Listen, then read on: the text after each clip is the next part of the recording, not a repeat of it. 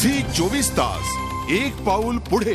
हरिमुख्य म्हणा पुण्याची गणना कोण करी असे एक ना अनेक नानाविध श्लोक अभंग म्हणत गात वारकरी विठुरायाची भेट घेण्याकरता पंढरीच्या दिशेने मार्गक्रमण करतात। पांडुरंगाची आस ही केवळ शेतकऱ्यांना नसतेच तर या वारीचं आकर्षण कॉर्पोरेट क्षेत्राला। आमचे प्रतिनिधी स्वानंद कुलकर्णी यांनी अशाच एका आयटी दिंडीचा आढावा घेतलाय।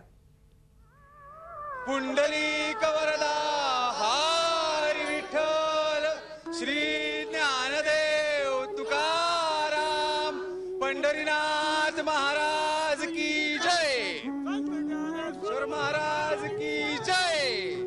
तर पुण्याच्या दिशेने निघालेल्या या आयटी दिंडीत सहभागी होण्याचा आणि त्यांच्यातलाच एक सदस्य होण्याचा मान मला या सगळ्या मित्रांनी दिलेला आहे। तर त्यांचा आदर राखत मी तुम्हाला या दिंडीबद्दल थोडंसं सांगतो। गेली कित्येक वर्ष ही दिंडी इथून निघत असते। हे 7वं वर्ष आहे या दिंडीचं। ही दिंडी इथून पुढे पुण्याच्या दिशेने जात असते आणि आयटी प्रोफेशनल्सची ही दिंडी आहे।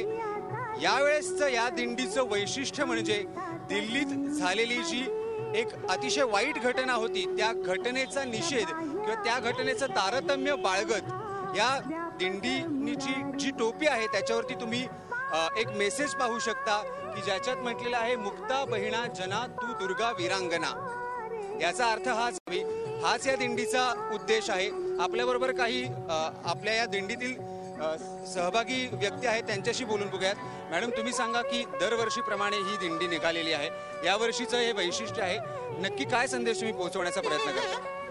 जसं वीरांगना म्हणलेलं आहे, दुर्गा म्हणलेलं आहे की स्त्रीमध्ये जे शक्ती आहे, जे सामर्थ्य आहे त्याची जाणीव आम्हाला आता आहेच, पण तशीच इतर जणांनाही व्हावी, इतर अबला महिलांना व्हावी असा त्यातनं आमचा हेतू आहे।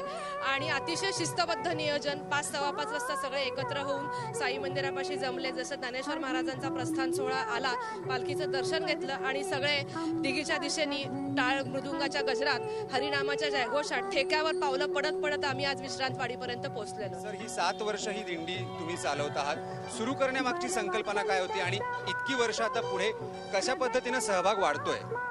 मुळातच आयटी मध्ये प्रत्येकाला असं वाटतं की आयटी मध्ये नोकरी असावी आणि त्या अनुषंगाने सगळेजण आयटी मध्ये इतके बिझी असतात की त्यांना या सांस्कृतिक गोष्टीचं आणि आपल्या संतांच्या भूमीचं, आपण महाराष्ट्रामध्ये जन्मलो आहोत, त्याच्यामध्ये त्यांना ही वारी नक्की काय आहे आणि त्याचं स्वरूप काय आहे, त्याची व्याप्ती काय आहे आणि त्याच्यातून मिळणारा आनंद काय आहे, की जो आपण संपूर्ण सकाळी 8ला गेल्यानंतर संध्याकाळी 9-10 वाजेपर्यंत आपण जे कार्यालयामध्ये काम करत असतो त्याच्यातून काहीतरी मोकळीक आणि त्याच्यातून एक संपूर्ण या महाराष्ट्रातल्या संबंध समाजाला घेऊन चालणारी संत ज्ञानेश्वर महाराज आहेत, तो नक्की आनंद सोहळा काय आहे हे सगळं पाहण्याकरता सगळ्यांना हा आनंद या आयटीतल्या सगळ्या तरुणींना मिळवण्याकरता हा संपूर्ण खटाटोप आहे। आयटी ॲस्पायरंट्स खूप असतात, मला स्वतःला पण जर मी असे लठ्ठ पगाराची आयटीची नोकरी मिळाली असती तर बरं झालं असतं, पण त्यानिमित्तानं का होईना मला यांनी या दिंडीत सहभागी होण्याचा मान दिला आणि त्यांच्याबरोबर मी आता इथून पुढे पुण्यापर्यंत जाणार आहे।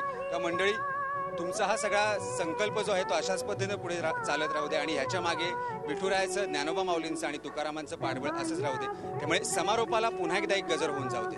पुंडलिक वरदे हरी विठ्ठल श्री ज्ञानदेव तुकाराम पंढरीनाथ महाराज की जय।